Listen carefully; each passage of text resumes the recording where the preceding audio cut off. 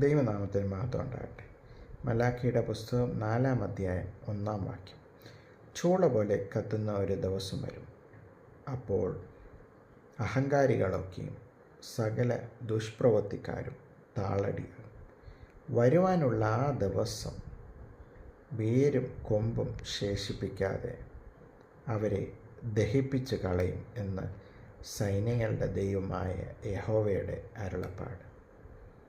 ഈ വചനത്തിൽ നമുക്കെന്ത് മനസ്സിലാക്കുവാൻ സാധിക്കും? ദൈവത്തിൻ്റെ ഒരു അന്ത്യ ന്യായവിധി സകല ദുഷ്ടന്മാർക്കും ഉണ്ടാകും എന്നാകുന്നു ഈ വേദഭാഗം നമ്മെ ഓർപ്പിക്കുന്നത്. പാപ സ്വഭാവങ്ങളും ദുഷിച്ച പ്രവൃത്തികളും എല്ലാം വെളിവാകുന്ന ഒരു ദിവസമുണ്ട്. അപ്പോൾ ഈ വചനത്തിൽ കൂടെ നാം മനസ്സിലാക്കുന്നത് ചൂള പോലെ കത്തുന്ന ഒരു ദിവസമാകുന്നത്. അന്ത്യ ന്യായവിധി എല്ലാ ദുഷ്ട മനുഷ്യർക്കും ഉണ്ടാകും എന്നാകുന്നു ഇവിടെ ഓർപ്പിക്കുന്നത്. അതിൽ നിന്ന് ആർക്കും രക്ഷപ്പെടുവാൻ സാധിക്കുകയില്ല. നീതിയും സൂര്യനായ കർത്താവ് എല്ലാവരെയും ന്യായം വിധിക്കുന്ന ഒരു ദിവസം ഉണ്ട് എന്ന് നമ്മെ വ്യക്തമായി ഓർപ്പിക്കുന്നു. വേരും കൊമ്പും ശേഷിപ്പിക്കാതെ ആ ദിവസം അവരെ ദഹിപ്പിച്ച് കളയും. പാപ സ്വഭാവത്തിൽ നാം ജീവിക്കുന്നതാണെങ്കിൽ അതിനെതിരെ ഒരു മുന്നറിയിപ്പാണ് കർത്താവ് നമ്മളെ ഓർപ്പിക്കുന്നത്. നമ്മുടെ മ്ലേച്ഛ സ്വഭാവങ്ങളും എല്ലാം വിട്ട് വിശുദ്ധ ജീവിതത്തിൽ കർത്താവ് ആഗ്രഹിക്കുന്ന പോലെ നമുക്ക് ജീവിക്കുവാൻ സാധിക്കണം. അല്ലാത്തവരെല്ലാം ആ അഗ്നിയിൽ, ആ നരകത്തിൽ ഇടും. അതിന് യാതൊരു സംശയവുമില്ല. അത് കർത്താവ് നമ്മളെ വ്യക്തമായി ഓർപ്പിക്കുന്നു. നമ്മൾ വിശുദ്ധ ജീവിതം നയിക്കണം. പാപ സ്വഭാവം നാം വിട്ടുമാറണം. ഇതിൻ്റെ കൂടെ ഒരു പശ്ചാത്താപം.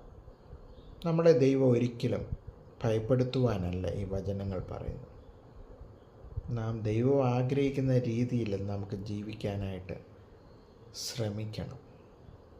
നമ്മുടെ തിരുത്തേണ്ട സ്വഭാവങ്ങളൊക്കെ, അത് കോപമായിരിക്കാം, മറ്റുള്ളവരോടുള്ള അസൂയയായിരിക്കാം, കുടിയായിരിക്കാം, വലിയായിരിക്കും, മറ്റ് മ്ലേച്ഛ പ്രവൃത്തികളായിരിക്കും. ഇതെല്ലാം തിരുത്തുവാനുള്ളൊരു അവസരം നമുക്ക് കർത്താവ് തന്നിട്ടുണ്ട്. നന്മ ചെയ്ത് തിന്മയിൽ നിന്ന് അകന്ന് ജീവിക്കണം. അതാകുന്നു കർത്താവ് ആഗ്രഹിക്കുന്നത്. ഇനിയും ഇങ്ങനെ കർത്താവിനെ കേട്ട് ജീവിക്കുന്നവർക്ക് നിശ്ചയമായൊരു നീതിയുടെ കിരീടം ഒരുക്കിയിട്ടുണ്ട്. നന്മ ചെയ്ത് ദൈവത്തെ പ്രസാദിപ്പിച്ചുകൊണ്ട് പരിശുദ്ധാത്മാവിൻ്റെ വരങ്ങൾ പ്രാപിച്ചുകൊണ്ട് നമുക്ക് ജീവിക്കാൻ ശ്രമിക്കാം. അതിന് കർത്താവിൻ്റെ പരിശുദ്ധാത്മാവ് നമ്മളെ സഹായിക്കട്ടെ എന്ന് പ്രാർത്ഥിക്കും. ദൈവമായ കർത്താവെ, ചൂള പോലെ കത്തുന്ന ഒരു ദിവസം വരും. ആ അന്ത്യ ന്യായവിധിയിൽ നിന്ന് ഞങ്ങളെ വിടുവിക്കണേ എന്ന് പ്രാർത്ഥിക്കുന്നു. അവിടുത്തെ കോപാഗ്നിയിൽ, നരകത്തിൽ ഞങ്ങളെ ഇടാതെ കർത്താവിനെ അന്വേഷിച്ചുകൊണ്ട് ഞങ്ങൾ ഈ ലോക ജീവിതത്തിൽ ജീവിപ്പാനും അങ്ങേക്ക് പ്രസാദകരമായിട്ടുള്ള ജീവിതം നയിപ്പാനും എന്നെ ഇത് കേൾക്കുന്ന എല്ലാവരെയും സഹായിക്കണമെന്ന് പ്രാർത്ഥിക്കുന്നു. എല്ലാം യേശുവിൻ്റെ നാമത്തിൽ തന്നെ. ആമീൻ.